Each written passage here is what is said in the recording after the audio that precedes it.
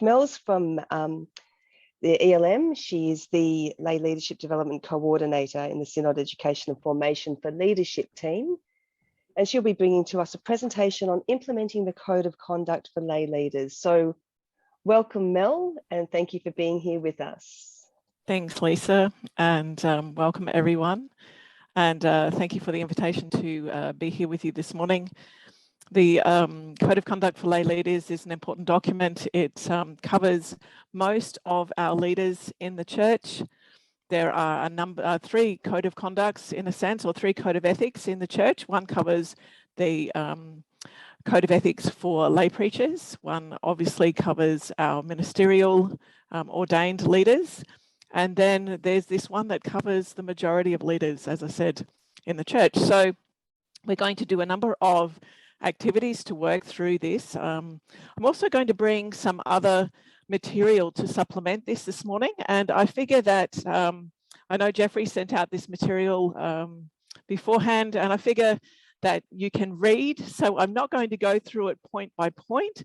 I'm going to highlight some important things and bring some other material that I think will actually bring some other points to bear on this document. And so let's get started. All right. So for those of you who don't know me yet, as I said, well, Lisa introduced me, but I'm part of the ELM unit, Equipping Leadership for Mission. And in that, the stream that I'm in is the Education and Formation for Leadership, which also includes Pilgrim Theological College. I have prior training in teaching, ministry, spiritual direction, counselling and supervision. And as I do my work, I bring all of those parts together and they all inform how I do my work. So what we're looking at today is the Code of Conduct for Lay Leaders. There's another document which is much smaller, the Guideline for Councils of the Church when implementing the Code of Conduct for Lay Leaders. Then we're going to look at two other things which I think help when we are looking at what it means to be leaders, and particularly lay leaders in the church. Is leadership exercised differently in the church compared with other types or other places? And then a very crucial one, I think, for now, the impact of the pandemic on the conduct of leaders in the church. So an activity for you. What I would like you to do is to read Galatians 5:13 to 24. How might the fruit of the Spirit influence how you behave as a leader in the church? And how have the fruit of the Spirit influenced the Code of Conduct for lay leaders?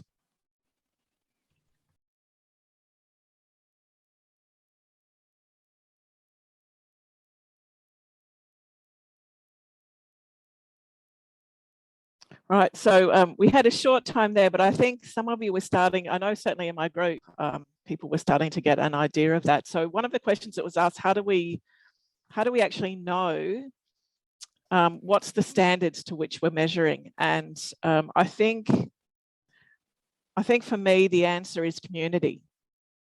So when we try and do things on our own, or we decide that we're the one who's measuring the standards just by ourselves, I think that's when we run into difficulties. So when we actually measure the standards by community and we discern together, as you know, this code has been written by a number of people together, and then together in community, in our meetings, whatever it is that we're doing, that together we're discerning the standards together with this code, then that's our standards. So that's what helps us together. All right, so let's go on, because some of this will come out as we go on a bit further. So the two documents that we are working with today can both be found on the Assembly's resource database if you've not been there before. So that's the particular database. There's lots and lots of great information in there, all sorts of documents. It's all been gathered together. If you've been to the Assembly's website lately, you'll find that a lot of the things that you would have found before on the Assembly website are no longer there, but they are now currently all on this particular website. So lots of good things there. So why do we have the Code of Conduct? So some of this comes directly from that particular code. So basically, we're actually committed to providing safe places. We actually are required by law, and that's governmental law, but also we're actually required in terms of who we say we are as community, as Christian community. The other thing is that when we have ethical codes, they tell us as a community, and they also tell others what kind of accountability we expect, what kind of consistency in behaviour, and what kind of expectations about behaviour we have. So other people could come into our community and know that these are the expectations of behaviour. It means that if someone's vulnerable, they would know that they can come in and know that these are the standards and they could be safe.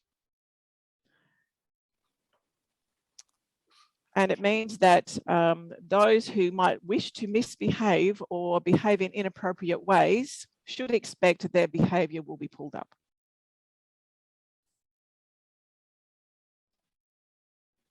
So who does it apply to? It's anybody who participates in the life of the Uniting Church as lay leaders. And so that's basically anyone who volunteers in the church in any form. So it's church councillors, elders, worship leaders, anybody who's in a committee, team leaders. So if you go into a committee at any level of the church, in any of the councils, anything, and any of those things. And as we've got there, it's not an exhaustive list. So anyone who's in a leadership role, anyone who's in a paid capacity actually comes under a particular employment contract. They have their own ethical codes. Anyone who's in a voluntary capacity comes under this code, whether they're aware of it or not. So any of you who are currently lay leaders in the church, unpaid, so volunteer, and we're not aware that you're under this code, you are still under the code. So it doesn't matter whether you're aware or not, you are currently under this code. It is actually up to each church council to make aware to all of their leaders that they are under this code of conduct. And so there are expectations of behaviour. And if there are transgressions of this code, there are consequences of that. And that's really important because we all know that there are situations where people don't behave in ways that are helpful, or are there ways that are inappropriate.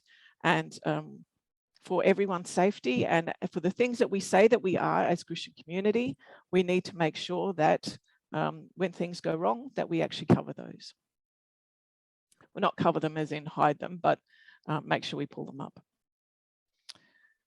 The different sections of the code of conduct, there's one about conduct. So this is knowing how we behave and abiding by how the church expects its leaders to behave and act. Confidentiality. This one's really important. I mean, all of them are important, but often people think, oh, confidentiality is just about not telling things. It's actually about understanding what is confidential and what isn't, when you are allowed to say something to others and when you aren't. It's about sometimes that things can be confidential for short periods of time, and sometimes things are always confidential. It means that sometimes, for example, in a church council meeting, that there are things that you cannot go home and share with your spouse or people who live in your house. It means that if you've gone to have a pastoral care, do pastoral care with someone as an elder, it might be that you can't even share with someone that you've had pastoral care with that person, you know, with just some other person in the church. So these things are important. Relationship with the law, it means knowing what the law is, abiding by it, knowing what's allowed and what isn't. And when it's what isn't, there is no wriggle room. It is just that. It's what is allowed and what isn't. And conflict of interest, being honest about where there is a conflict of interest and seeking support to maintain the highest standards. Now, as I said, you can all read so that the information is there. It's very clear. You can actually go through all of those stages. and read through and understand what is there. It's very clear language. If there is anyone who is struggling to understand it, because I know that in terms of it's very clear language for those who have brought up in Western society, and it may not be clear to those who have not been. So please spend some time with those in your presbytery if you need to go through that and work out what it is that you need to do. Now, do ethical codes like this actually work? Because some people can say, yeah, but, you know, people still misbehave, do what they want. Well, it actually depends whether they work or not. They work if they're widely known and understood. The code of conduct needs to be practiced consistently and implemented justly. And both of those things come from the code itself. So it means we need to use it. It can't be ignored. And ultimately, it depends on all of us. We all, and I'm a lay leader in the church too, but I'm actually paid, so I come under the Ministerial Code of Ethics, to exercise our leadership according to the code of conduct if we are a lay leader. To encourage others to exercise their leadership according to the code of conduct if we are someone who is in a ministerial position or a ministry of pastor, someone who is working with those who are lay leaders, and to deal justly and compassionately with breaches. If we actually come in with a very judgmental attitude to those who actually breach the code, then it's actually going to be not helpful for anyone. So we need to be aware of these things. And one of the reasons why I thought very carefully about, I didn't want to give you death by PowerPoint. And unfortunately, you have to share this information somehow, but I thought very hard too about what my background was going to be. Did I want to have something that looked very legalistic? Or did I want to have something that had some life and color in it? And I chose this particular background because what I wanted to say that the code actually helps us live our lives well as community. Yes, it's in a sense a legal document, but it's not legalistic. It's actually about something that helps us live well and healthily as community. So when we actually apply it and work together, then it helps us live that together very well. And if the code works, it often depends on how we view the ethical code. So as I was saying just then, is it a bunch of, do we see it as a bunch of rules that we have to follow and we grumble and grumble about that? Or is it something that helps us be the people of God and the leaders that God has created us to be? We have been given free will and we are called to live in community, and that brings responsibility. And any group that comes together as a group, as a community, will have some kind of rules or some kind of form that helps them live together as community. And this is one of ours.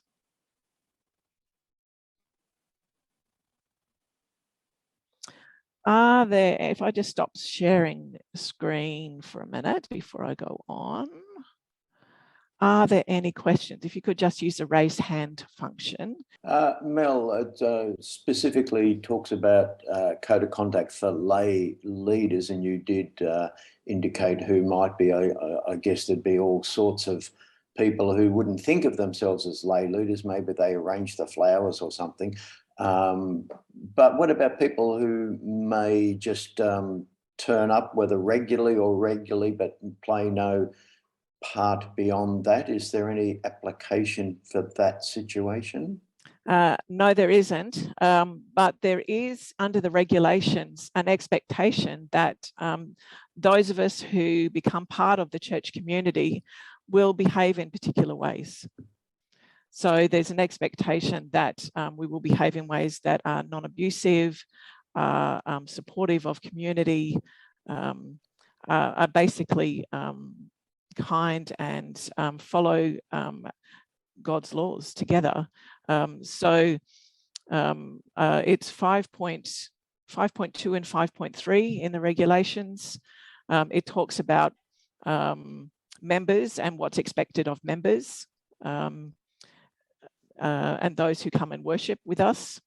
So it doesn't mean that people can just come in and behave however they want. When we come together as community, there is an expectation of behaviour and how we behave together. So this particular code of conduct does apply to those who are leaders and who've performed particular functions. But as I said, we don't expect people to misbehave in community and just behave how they feel like they want to. It's unhelpful for community for people to do that, and we shouldn't think that they can do that either. Yeah, we don't expect our families to do that. You know, in our families we have certain disciplines, and we shouldn't expect our church communities to do that either. Peter.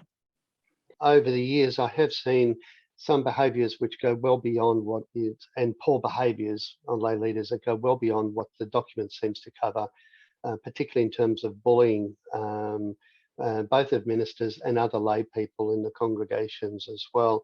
One of the disappointments with this document is that it doesn't talk at all about presbytery oversight of congregations, or what happens if the leaders happens to be that's behaving badly is the chair of the council or a prominent person who the chair is not prepared to deal with. That's a serious flaw in this code, which is not, I haven't seen addressed anywhere.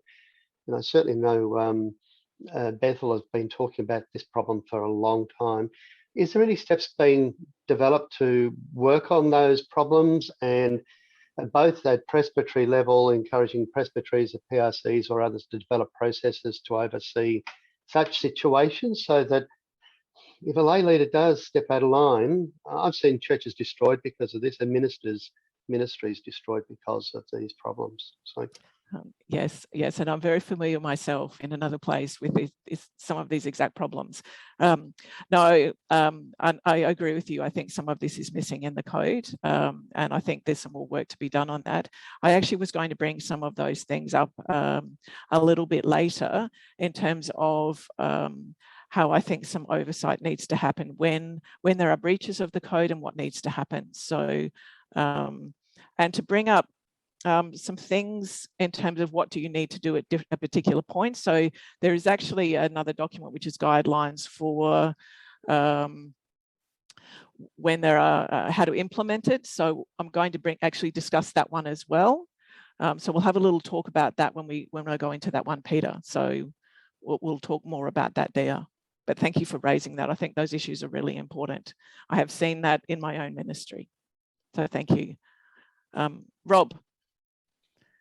Thanks, Mel. I'm really following on from what has just been mentioned, and that is that the code in some ways assumes particular structures within, for instance, within the church council. It talks about, you know, the church council will act through the person who has oversight of the person who's appeared to have transgressed. So I guess, yeah, my question's a similar sort of one. I mean, it's all well and good to have a process, you know, that describes what is a breach of the code, but do we actually have councils who are equipped to be able to enact the code and to respond, you know, to provide that necessary oversight? Because so frequently, you know, I've just, you know, I've observed situations where everyone knows that the behaviour of a particular person is unacceptable, but no one knows what to do, or moreover, no one wants to take the appropriate action, even if the action is actually spelled out in a code as it is here. Yes. Look, Rob, I quite agree. And sometimes when someone's not prepared to take action, I've certainly been in places where that person has been misbehaved for decades. And it becomes a systemic problem, can even create situations where when that person leaves, it creates a vacuum and someone will step up into it. and behave in ways they've never behaved before. So it can actually create some really quite massive problems in places. And yes, I agree with you. It also destroys people's ministry, lay and ordained. So there are some ways I wanted to talk about that. And that's why I wanted to add a couple of other things onto it at the end, because I think they will also help address some of this. Because I think there is one particular issue that brings some of this to bear that a few of us have been talking about in the church for a while. Well, when we get to it, I'll explain that a bit more. But I agree with you that sometimes it is the church council or members of the church council are misbehaving. Behaving inappropriately. Misbehaving sounds terrible. It makes them sound like children. Behaving in ways that are unhelpful, and we need to address that. Okay, so I'll deal with these 3 questions and then we're going to go on, because I know I've got some other things coming. Yes, Chris. Thanks, Mel, for your presentation. I notice this is a 2016 document. Yes, it is. One reference to children and young people in it. Since then, there's been a whole stack of work, obviously, around that particular area. We have a Keeping Children Safe Code of Conduct that similarly applies pretty much across the board. Just wondering, is there any work being done on integrating the two, or how they sit next to each other, or how progress perhaps in that space? Not that I know about, and I can certainly ask a question of Lindsay at the Assembly. Not that I know about. Thank you. But I will be asking some more questions of Lindsay after this too. So, yeah, but thanks for raising that question. Yeah, Brendan. Thanks, Mel, and thanks for your presentation. Not so much a question as an observation, building on what Peter and Rob have already said. I think the part of the issue as well is not just a lack of knowledge or awareness of the code, or an unwillingness to take action in circumstances where it's necessary. I also think a lack of confidence in the system is also critical here. And often that lack of confidence is based on past experience where people have attempted to refer matters to the appropriate authorities within the church, and those authorities, frankly, have not done the job they were supposed to have done. So I think critical in this whole issue is quite often an underlying lack of confidence in the process, in the system itself. Look, Brendan, I think probably that's true in a number of ways, and I'm hoping that one of the things that is changing over the way is that we are understanding more and more how we need to change our sense of accountability, and how we actually are accountable one to another, but also what behaviours we actually are prepared to allow people to get away with, and what we say, where we say one thing and what we're prepared then, if that makes sense. You know, if we say one thing, that's what we do. Yeah, and I think we're understanding that more and more as we go on. The Royal Commission has taught us a lot, and I'm hoping that's changing us. All right, Tina, last question, and then we're going to move on. Tina. Having seen church councils struggle to use the code, I'm just wondering, is there a little booklet that can be produced that sort of says how to implement, case studies, questions for discussion, and some assistance, you know, where to go if the code's breached? Because I haven't seen anything around. That would be helpful. Yes, thank you. I'm actually working on some material this year. It'll probably take quite a bit of the year to work on, but some work on training for church councils and elders. So yes, I can look at putting some of that into play as well. Yes, thank you. Yep. Thank you, everyone. Good questions and good suggestions. So let's move on with this. All right, and I think some of you have raised some really good points. I think some of it is that while I think a lot of us actually say, you know, this stuff's really important, this is how we believe we should behave, some of us don't. And I think we need to be honest about this, that there are some in the church who come into leadership who think they can behave in the way that they feel is appropriate, that actually doesn't meet the way that the church believes leadership happens. And this is part of the problem. And that's being blunt. But often we are not honest about this in the church. So I want to actually deal with some of this as we actually move through the rest of this session. So for those of you who didn't read the message, these are the things that I wanted to pull out. So it talks about God has called us to a free life. And it's about using this freedom to build other people up, to serve one another in love, but not an excuse to behave the way we choose. We need to love others as we love ourselves.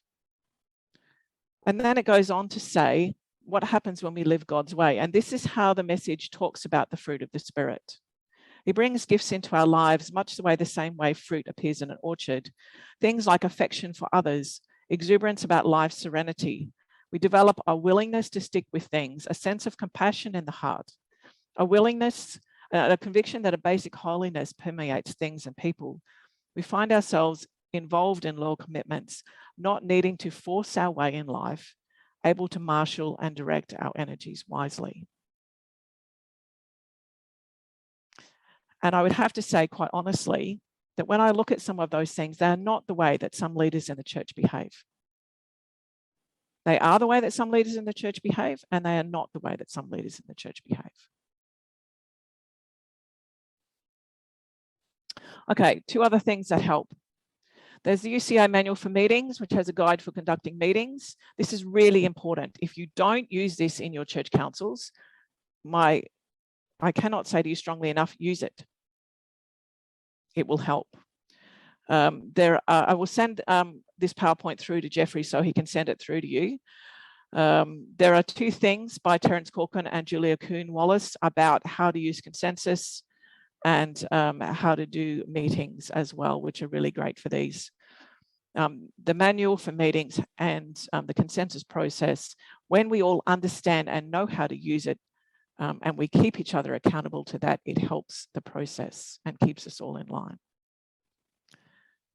The other thing is that when we work with the code of conduct, it can help if we develop group rules. So we actually say, what do we need to have in this group to keep us accountable to each other? What are we prepared to have to allow in terms of behavior? What are we not prepared to allow? And then call it when something happens that's not allowed. We have to be strong in that, and we have to support one another in that. And things can go wrong, so there will be breaches. Okay. So these guidelines. What I'm saying to you, and some of you have raised this, that it doesn't talk in there about seeking advice from Presbytery. I would say to you, seek advice from Presbytery all the time. Talk to your Presbytery folk. And particularly if the violations are, it talks about constant and consistent. So if they're constant, they don't cease. And as we've already said, some people behave in particular ways for 20, 30, 10 years or more. If they don't cease, consistent, they don't change. If there are serious consequences to what is happening, if people are being hurt, people are leaving the church, ensure that everything is documented and recorded and the Presbytery has a copy. It safeguards everybody.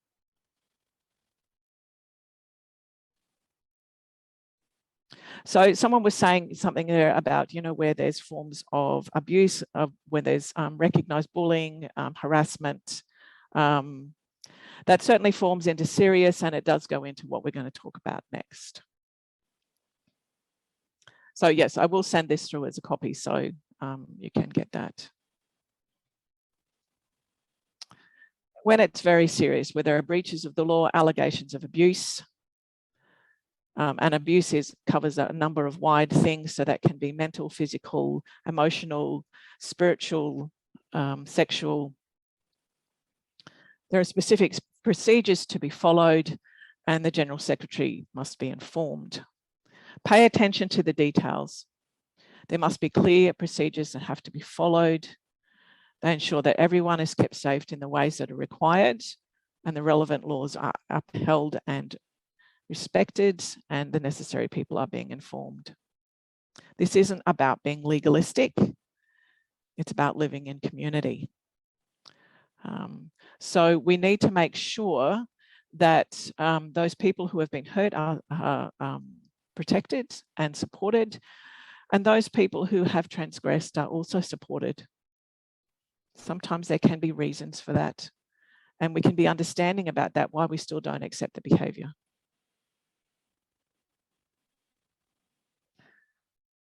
So yes, it can be very difficult, and people usually do get hurt. There's no way around that. It's much easier if people don't misbehave, don't transgress, don't behave in inappropriate ways.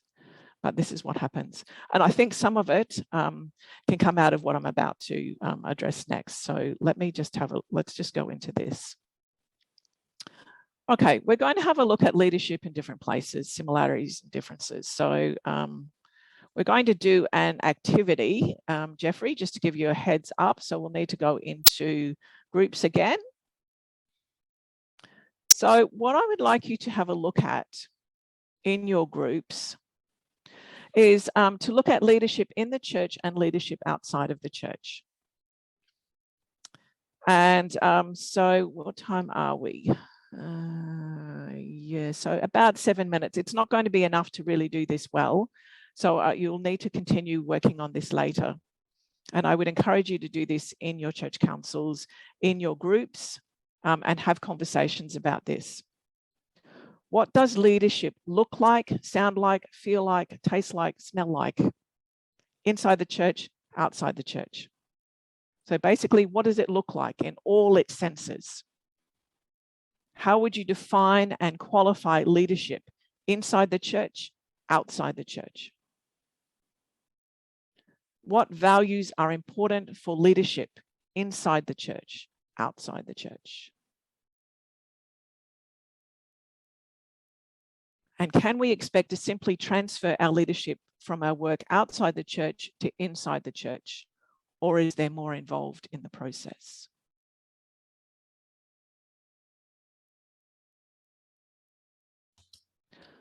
So there are a lot of questions there, but basically what the core of it is leadership the same? When we are in leadership in the church, is it the same as being in leadership outside the church?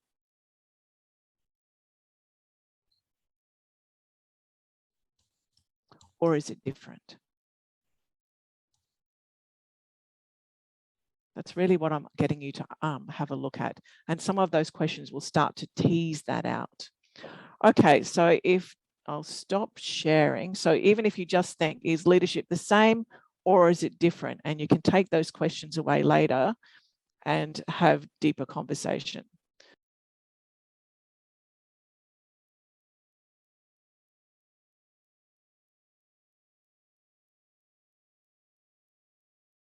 I encourage you to explore these questions a lot more in your spaces, in your communities, and also in line of some of the material I'm going to bring in as we go forward. So let me share screen again. This is what I'm suggesting to you, that leadership in the church in some ways is the same as any workplace. For a number of us, the church is a workplace as well as any other place. So if I think about it in terms of that, just for the moment, I know it's not just a workplace, but just hold that concept for the moment. Each place has its own regulations, rules, requirements, and needs. When we move from one place to another, workplace from another, we can take some skills and ways of being and doing with us. And we often have to change others to suit where we are and its needs. It's very rare to move from one workplace to another and you can do exactly the same thing. The work culture is the same, is different. A whole lot of things could be different. So we usually can't be the same. The thing is though, the church is not just a workplace. As I said, though it is for many, we've got a lot of people who work in the church. And this workplace only exists because of the presence of the called community. This is what makes it different. And there's an expectation, that those who are in leadership positions in the church have responded to a call. There are some who work in the church because they come to work as a job, but those of us who are in leadership positions, we talk about responding to a call. This is very, very different. And it's never about the individual, but always about the needs of the community of Christ, the wider world, and the healing of all creation. So when we respond to a call of leadership, we do often bring gifts, God-given. They're not just other things, but they're God-given gifts of leadership and skills. And we may have worked in other places. Some of those skills can be immediately transferred into the leadership of the church. So, if you're someone who's really good with accounting and the church community needs an accountant, there may be skills that you can bring directly in and you can be a great accountant. You can do the books for the church community. But some skills need to be translated. They need to be tweaked a bit to be able to fit into what is needed into this church community. You can't use the skills the same way. You can't use the gifts the same way. They have to be changed. And other skills have to be completely transformed. You cannot use them the same way you use in leadership in a different context. It does not fit. And one of the reasons it does not fit is because the church is not the same as other places. Our values are different. What God is calling us to be in the world is different. So, for example, if you think, for example, about the police force, for example, it has a particular requirement and place in our society. The church is not the police force. The church is called to be a loving community that seeks for the whole healing of all creation. It's a different thing. So we cannot use the same leadership skills that we would use in the police force in the church. It's very, very different. We have to transform some of our skills. And for some people, it's an incredibly painful process and they actually don't see it. They actually cannot do it.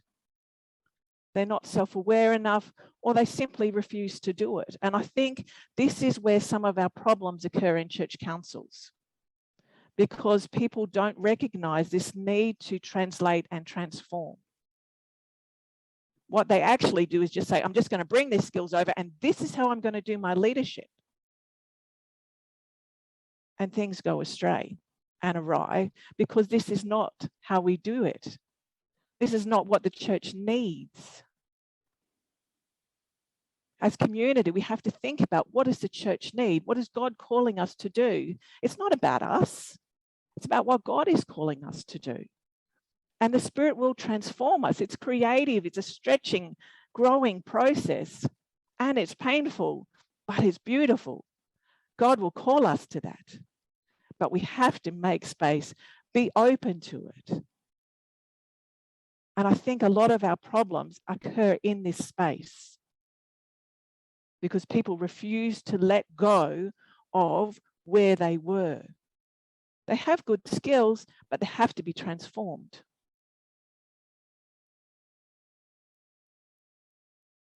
It's a lot to think about, and I can't do it all in 5 minutes here. But it takes a lot of self-awareness. It takes something called reflective praxis, which means that you do something, you reflect on it, you think about it, you learn about it, and you keep reflecting on it. The presbytery can help you with that. But this is part of the process. You can't just take everything you've done before and jump it into the church. It doesn't work. It creates problems. So we have to transfer some of our skills, translate some of them, and completely transform some of the others. Okay, that probably landed for some of you like a ton of bricks, and I'm sorry about that, but it's something we need to say. Okay, conscious I've got a few minutes left, so, and I've been given a little bit of grace, so there's another thing I need to say. The pandemic and leadership. Okay, the pandemic has been huge for us here in Melbourne, in Victoria. It's true. So one of the things that has happened is that the pandemic has hit societal behaviour, and we are not free of it in the church. This is true. And I say that because we are human just like everybody else. I know it's hit me, and I guess I'm grateful I live alone sometimes, and it's only the dog putting up with my grumbles. What I want you to do is to fill in this table. What I want you to answer is whether they've increased, decreased, stayed the same, or changed. If you think they've changed, but you know, it's a bit of this and a bit of that, both the same.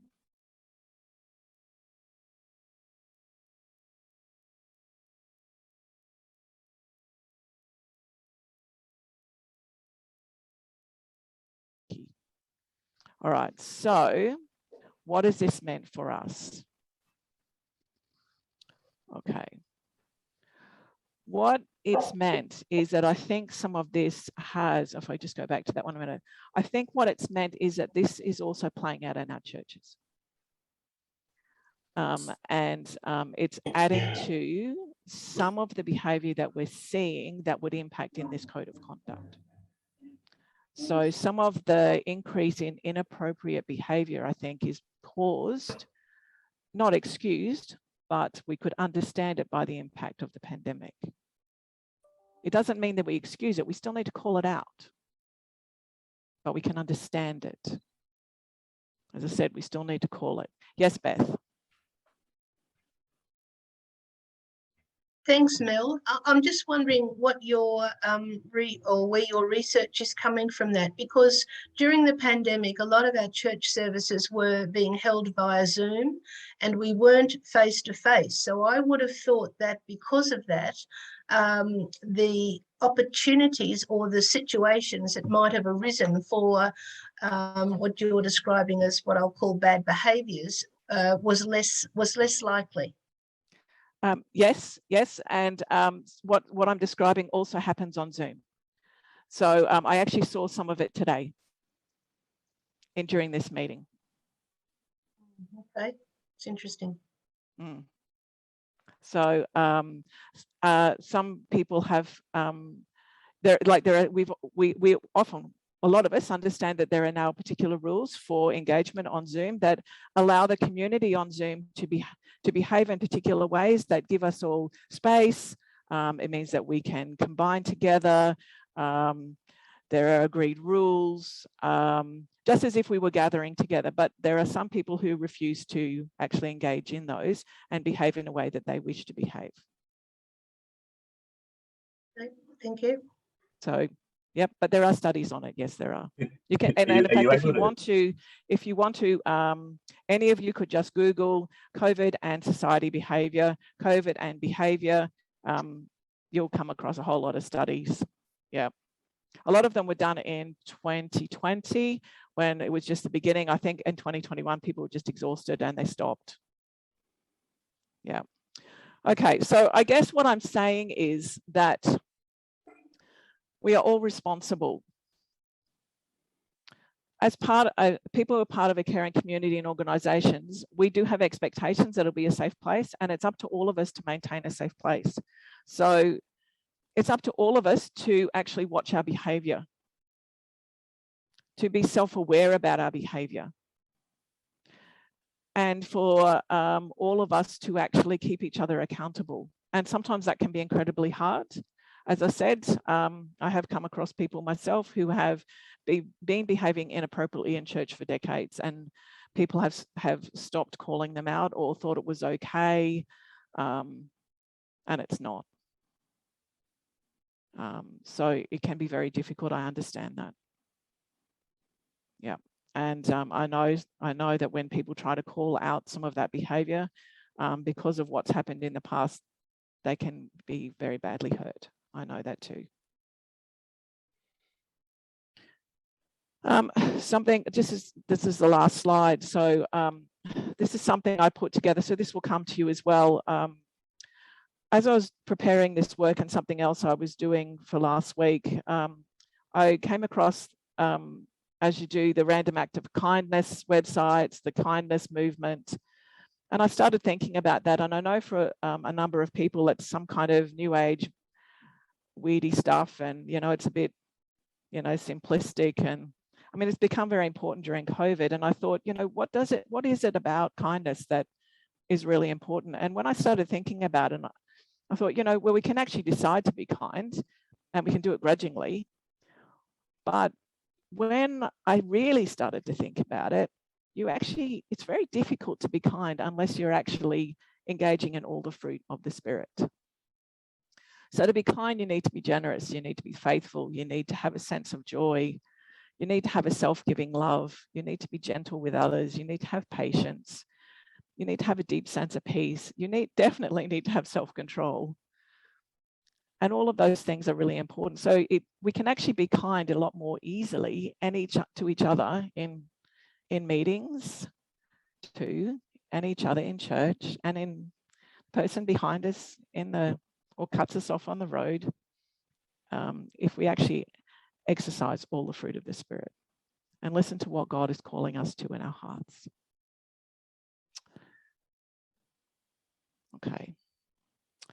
So I noticed there's a lot of things in chat, but I will have a look at those in a moment. But thank you everyone for listening today, and thank you for the chance to be part of you today. I will send the information on to Jeffrey, which I actually put a number of links and things into. So thank you very much for the chance to speak with you today.